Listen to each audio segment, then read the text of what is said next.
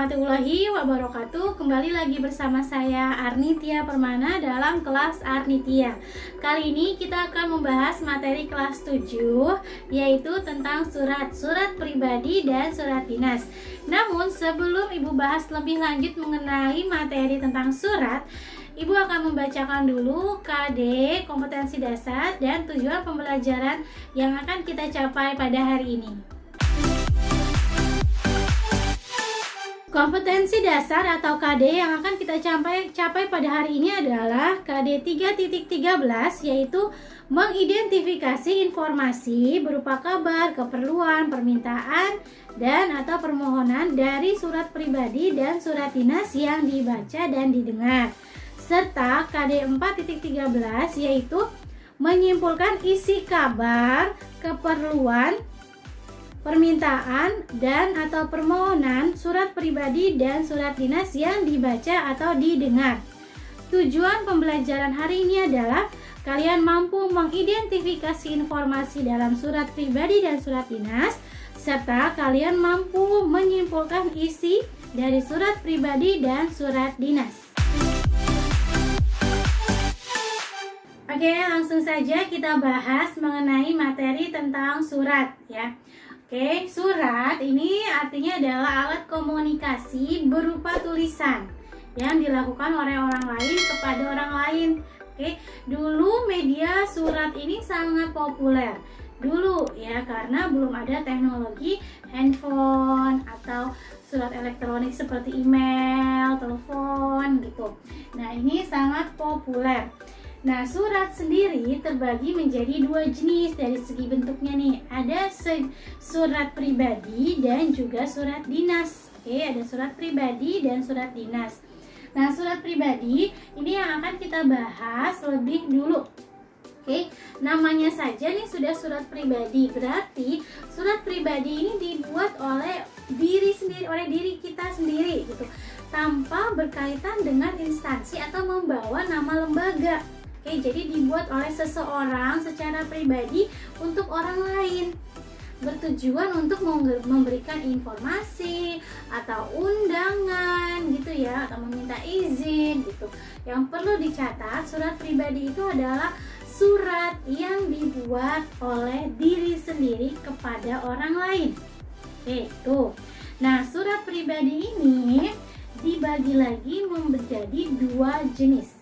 Yang pertama, bersifat kekeluargaan. Nah, ini maksudnya adalah surat pribadi yang dibuat oleh kita, ditujukan untuk keluarga kita, entah itu ayah, ibu, kakek, nenek, itu ya, paman atau bibi, atau bisa juga ditujukan untuk teman kita atau kerabat kita, sepupu kita gitu ya, atau saudara jauh kita. Nah, ini menggunakan bahasa sehari-hari kalau kita menulis suratnya untuk teman sebaya kita atau di bawah kita ya. Tapi perlu perhatikan bahasa yang baku serta bahasa yang sopan, yang sesuai kalau kita menulis surat pribadi kekeluargaan ini ditujukan untuk keluarga seperti ayah, ibu, kakek, nenek, bibi, paman, pokoknya orang yang lebih tua dari kita. Berarti tetap harus menggunakan bahasa yang sopan, yang resmi, yang baku gitu. Atau kalau memang terbiasa menggunakan sehari-hari, utamakan menggunakan bahasa yang sopan. Oke, walaupun dia bersifat kekeluargaan. Yang kedua, jenis surat pribadinya adalah surat pribadi yang bersifat resmi. Nah, sama, masih dibuat oleh kita secara individu, namun ditujukan kepada lembaga atau instansi atau orang yang kita hormati gitu, yang berada di bawah instansi. Misalnya kita menulis surat untuk guru kita dengan keperluan meminta izin agar kita bisa tidak masuk pada hari ini karena ada keperluan atau karena kita sakit. Oke, jadi itu termasuk surat pribadi karena kita tidak mewakilkan lembaga, namun bahasanya harus resmi.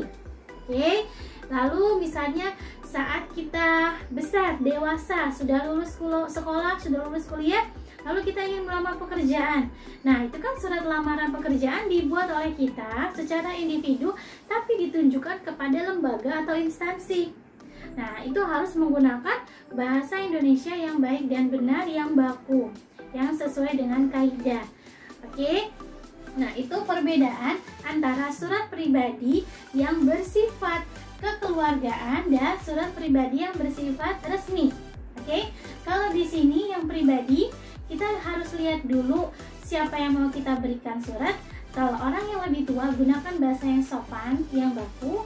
Kalau yang sebaya dengan kita, boleh menggunakan bahasa sehari-hari. Tapi kalau yang resmi, surat pribadi bersifat resmi, ini harus semuanya menggunakan bahasa yang sopan, yang formal, yang baku, yang sesuai dengan kaidah bahasa Indonesia. Oke, baiklah, selanjutnya surat tadi terbagi menjadi dua ya, surat pribadi dan surat dinas. Sekarang kita akan membahas tentang surat dinas. Nah, surat dinas ini adalah surat yang dibuat oleh seseorang atas nama lembaga atau instansi. Jadi bukan atas nama dirinya sendiri, melainkan membawa nama instansi atau nama lembaga. Makanya surat dinas itu biasanya diawali di bagian atasnya itu ada kop surat atau kepala surat yang berisi nama lembaga, logo lembaga, alamat lembaga tersebut, serta nomor telepon lembaga tersebut. Oke. Nah, surat dinas tidak boleh dibuat oleh orang pribadi. Harus dibuat oleh seseorang yang berkaitan atau yang bekerja dalam instansi atau lembaga. Tentunya dalam surat dinas ini menggunakan bahasa yang resmi, bahasa yang baku ya, bahasa yang sesuai dengan kaidah bahasa Indonesia. Oke, selanjutnya adalah ciri isi dari surat. Ciri isi yang pertama adalah ciri isi surat pribadi. Nah, surat pribadi ini berisi keperluan pribadi ya, bertujuan atau berkaitan dengan keperluan pribadi. Oke, atau masalah pribadi, atau menanyakan kabar gitu ya, sebagai alat komunikasi. Misalnya kita rindu atau kangen terhadap seseorang, lalu kita menanyakan kabar seseorang tuh.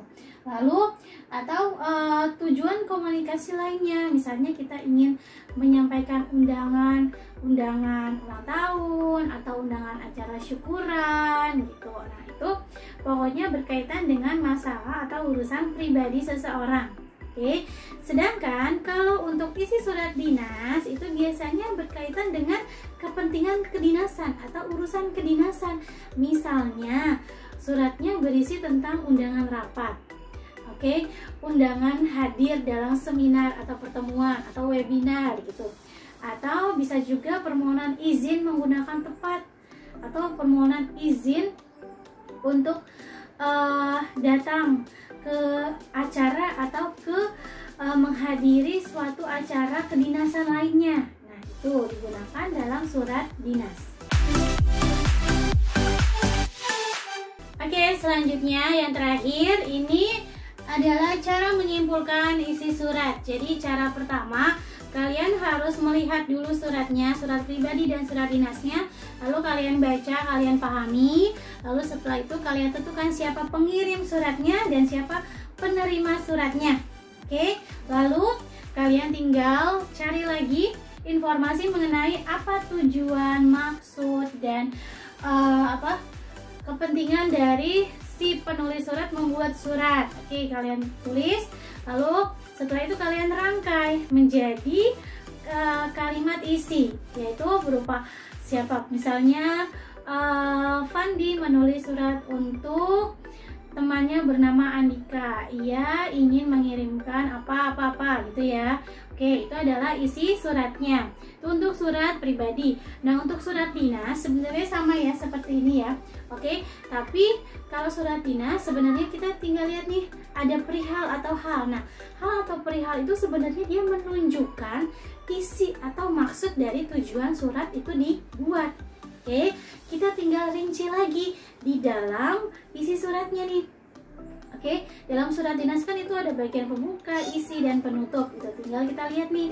Tadi misalnya di perihal ini adalah pengumuman tentang undangan webinar. Nah, undangan webinar.